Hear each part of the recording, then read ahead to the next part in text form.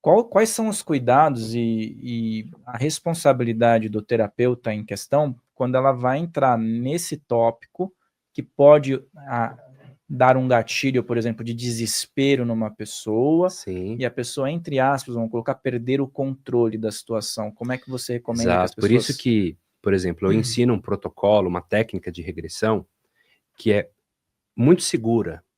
Porque eu já participei de cursos de hipnose onde a crença do curso e do professor, ela era promover catarses.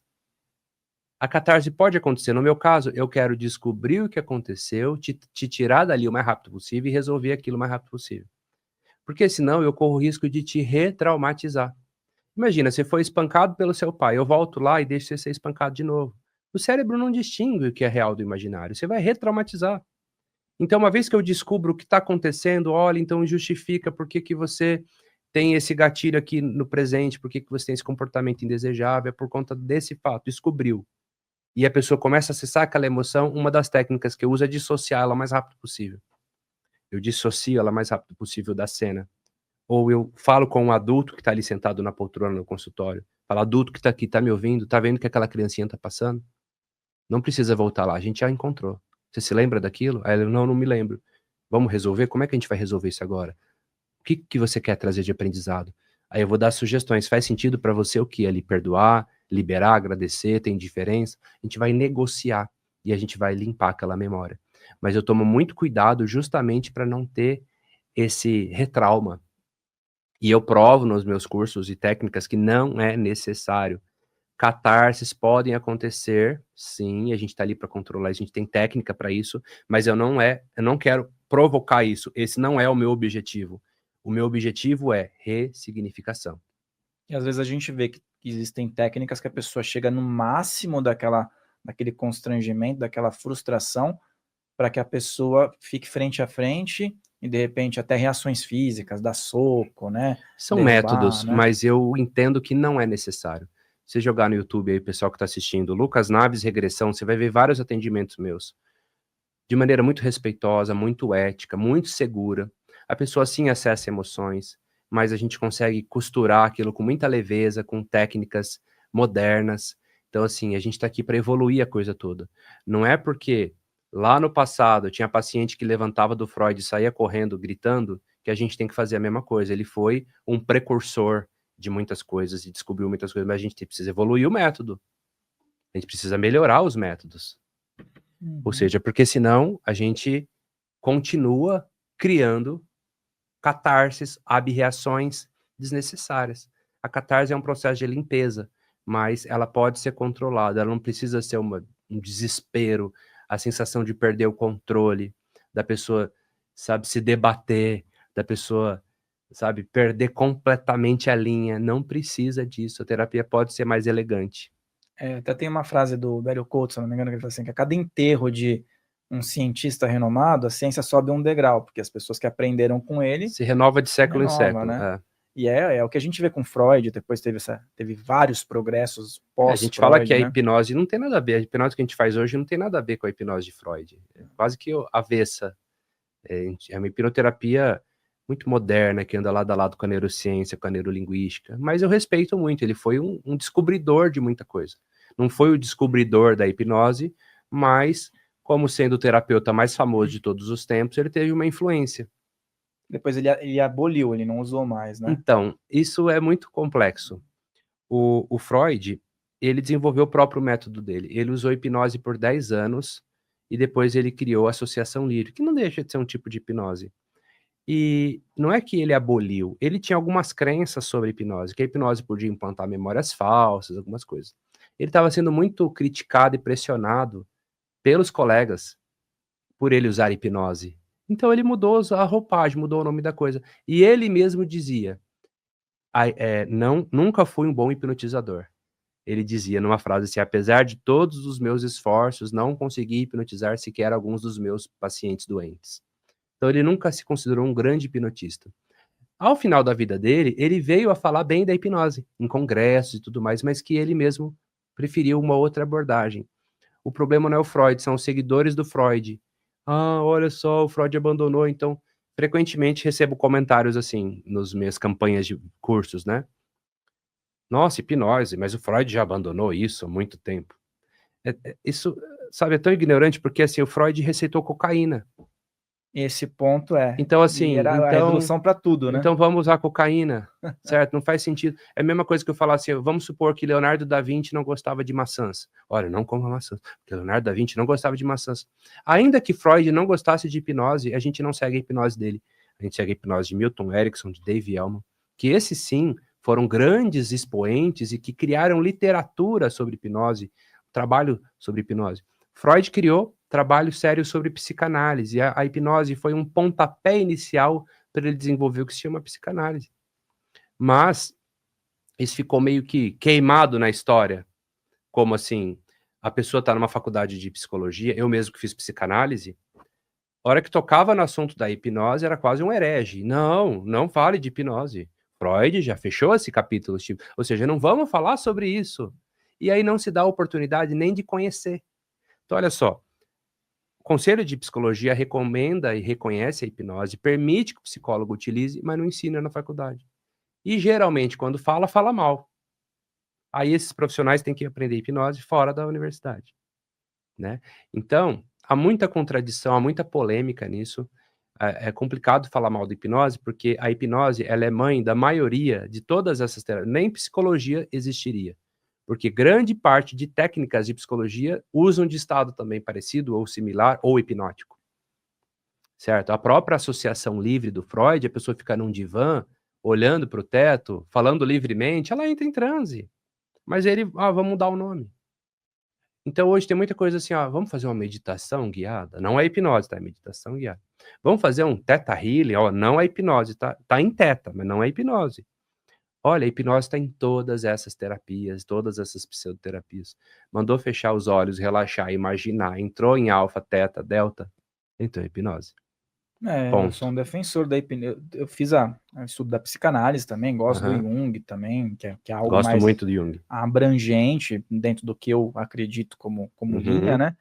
Mas eu sou um defensor da hipnose. Eu vejo que traz muito resultado e às vezes criar essa barreira, para mim, não tem sentido. Inclusive outros profissionais, como médicos, dentistas, né? Muitos dentistas, né, buscam aperfeiçoamento nisso, porque as pessoas têm trauma de ir no dentista. Exato. E aí são questões inexplicáveis. Mas você falou do vício, eu lembrei do Freud aí, que no começo ele defendia a todo custo que era a resolução para todos os problemas. Dentro dos desafios de um terapeuta, de um hipnólogo, quais são os maiores desafios no quesito vício? Por exemplo, a pessoa chega com uma situação, um problema, que está acabando com ela. E aí eu vou abrir um leque de opções. Vícios com substâncias químicas, ok, ou vícios que são liberados, como cigarro e bebida, né? É legal no país você comprar um cigarro e você comprar uma bebida, mas a bebida já não é permitida no volante e agravante em algumas situações. Mas o cigarro, eu acredito que eu vejo muita gente com problema com o cigarro porque a pessoa não tem freios, né? Ela pode comprar onde ela quiser. E hoje a gente vê, tem uma situação bem aberta relacionada a jogos. Então esse universo dos vícios que as pessoas às vezes só associam com o vício em drogas, ele é muito amplo. O que é mais desafiador para um terapeuta manter aquela pessoa em um estado centralizado para que ela não caia de novo no vício? Ótimo. Bom, o vício é uma coisa que é mais complexa, principalmente porque um vício químico é químico no cérebro, ou seja, então por mais que eu vou atuar sobre as crenças, a imaginação, o pensamento, ele já está todo impregnado do vício, da reação química ali. Então, geralmente precisa de um trabalho interdisciplinar, né? A gente vai atuar justamente com a PNL. Então, criticada a PNL tem práticas e técnicas que vão atuar no sistema de recompensas. Tem uma técnica que eu uso chamada ressignificação em 6 passos, onde eu não proíbo o ganho que a pessoa está tendo com o vício. Eu mudo o comportamento que alimenta ele. Vou dar um exemplo. Eu tinha uma paciente que ela era viciada em fumar maconha. E ela falava que ela não queria fumar maconha, mas ela queria sentir a sensação de paz que a maconha dava. Sentir paz é ruim? Não, é muito bom. Mas ela não queria fumar a maconha por conta que ela estava com dificuldade de concentração, de memória, etc e tal. Tá bom? Já vem os haters aí falar, defender a maconha. Eu não tô falando sobre isso, tô falando sobre o caso dela, tá? O caso dela. Então, ok, sentir paz é legal. Sentir tranquilidade é bom. Fumar maconha ela não queria. Então a pergunta é, que outro comportamento pode trazer essa sensação de paz e tranquilidade sem que precise ser por meio da maconha, por exemplo? Certo? Então, a gente muda o comportamento mantendo o ganho. A pessoa que fuma, ela não fuma porque o cigarro é gostoso, ela fuma porque ela está buscando um alívio, uma redução da ansiedade. Então, o mecanismo é, que outra maneira eu posso criar para que vai alimentar esse ganho, sem que seja por meio desse? Porque quando eu proíbo o vício, a pessoa procura em outro, sabe? Sabe aquele nutricionista fala assim, ó, acabou doce, você não vai comer mais chocolate, tá proibido, tá bom? A pessoa fica maluca, tá quase mordendo na canela das pessoas. De repente, quando ela come, ela tá igual uma draga. Mas se ele consegue, de maneira comedida, ajustar aquilo, ele não proíbe, ele diminui, ele muda, ele troca um chocolate por uma barrinha de alfarroba, por um damasco, de vez em quando libera um chocolate, vai dessensibilizando aos poucos. A questão dos jogos tá um problema social no Brasil, né? Já tratei pessoas com isso e já recusei atender pessoas com isso. Por quê? Eu tive pacientes que assim, olha, eu quero que você me ajude a ter mais controle emocional para eu jogar o jogo do tigrinho. Eu, cara, não vou te ajudar com isso. Eu ajudo pessoas a sair do tigrinho, não a entrar mais no tigrinho, com todo respeito. Então, assim, mexeu com o sistema de recompensa da pessoa. Então, a gente precisa criar uma estratégia ali para tirar isso. O maior desafio, Fael, é o engajamento da pessoa. Lembrando que recaídas fazem parte do processo. Quando eu vou atender um tabagista, ele sai do meu consultório sem fumar. Mas eu sei que daqui a pouquinho ele vai fumar de novo. Ele fuma 30 anos, não é uma hora de sessão que ele vai... Aí ele volta, aí eu trato de novo, vejo os gatilhos que fizeram ele fumar novamente. Aí ele fica 2, 3 semanas fumar, aí ele fuma de novo, aí ele volta, eu faço outro até que ele fica 6 meses, 1 ano e para de fumar. Então é importante dizer, recaídas fazem parte do processo, não é uma coisa não estalar de dedos. Assim como o vício em pornografia, que tá um problema social também. Tá gigante essa coisa. É uma coisa que eu não tinha procura e hoje eu tenho muita procura. De cada 10 pessoas, 1, 2 problemas com pornografia ou com jogos, né? Então a gente precisa entender da neurologia, do circuito de recompensas, da dopamina, vício em TikTok, vício em Instagram. O vício só muda de lugar. Onde há um excesso, há uma falta. Sempre está faltando alguma coisa para ter esse excesso. E a gente vai trabalhar na medida do possível. O desafio é a pessoa querer. Já tive pacientes que eu perguntei assim, ó, de 0 a 10, o quanto você aceita se livrar desse vício, quanto você está interessado em resolver isso? 6. 6? Minha esposa falou que se eu não parar de fumar, ela vai me largar, e eu vim aqui, né? Ou seja, vai encontrar mais uma maneira de enrolar, e eu falei, ó, eu prefiro não te atender. Vou te atender quando você falar assim, Lucas, eu não tô conseguindo, mas eu quero 10. Eu quero muito, mas eu não tô conseguindo. Você me ajuda? Eu ajudo. Eu não faço as pessoas largarem o vício. Elas que largam o vício. Mas eu sou um instrumento que posso ajudá-las a tomarem consciência do que elas estão fazendo e escolherem outros caminhos. E o ponto do cigarro, muita gente relata que às vezes é o mais difícil, né? Sim. E realmente é mais Sim, desafiador? é terrível. Por conta da nicotina, por conta dos componentes químicos que estão ali, né? Então não é uma coisa fácil de se fazer. Tem algumas coisas que a hipnoterapia trata com muita facilidade. Por exemplo, fobias, controle de ansiedade, medos diversos, crenças, isso é muito rápido, principalmente com a PNL.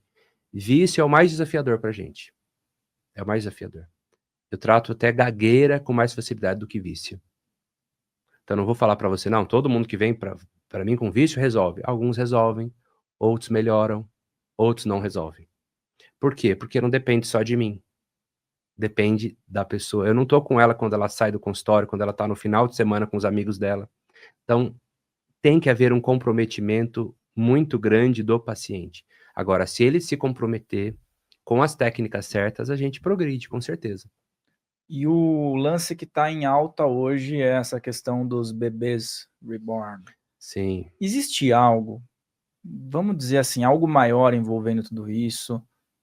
uma atmosfera, digamos que coletiva, e se essas pessoas que estão levando tão a sério isso, Uhum. também estão à mercê de algo que precisa ser avaliado. Exatamente. Eu acho que esse é um assunto que quanto mais se fala, parece que pior fica. Porque às vezes até quem não sabia o que era bebê reborn, vai buscar saber e talvez vai comprar um bebê reborn e vai tratar o bebê reborn como se fosse o filho, não é? A PNL fala assim: onde vai a atenção, vai a energia. Tudo que a gente fala cresce. Eu acho que estão dando muita atenção para esse foco, certo? Eu acho assim, ó, a pessoa ela é livre, se ela quiser amar um bebê reborn e tratar como filho, é um problema dela. Ela não tá fazendo mal com ninguém, mas se ela for ao médico levar esse bebê, interna, por favor, né? Interna essa pessoa. Mas ela é livre para gostar do bebê dela reborn e ela achar que isso é bom para ela, não é mesmo? Imagina o que a IA vai fazer com as pessoas. Daqui a pouco a pessoa vai estar namorando com a IA, tendo um relacionamento com um avatar, daqui a pouco o robô tá dentro da casa dela e vai falar o que ela quer escutar, ela vai se apaixonar por isso também. Então isso só mostra a carência do ser humano, a falta, a incompletude que o ser humano tem e as projeções que ele cria. Uma hora vai ser a bebê reborn, daqui a pouquinho vai ser um robô, daqui a pouquinho vai ser um Tamagotchi, daqui a pouquinho. Cada hora muda a coisa, porque é a carência humana.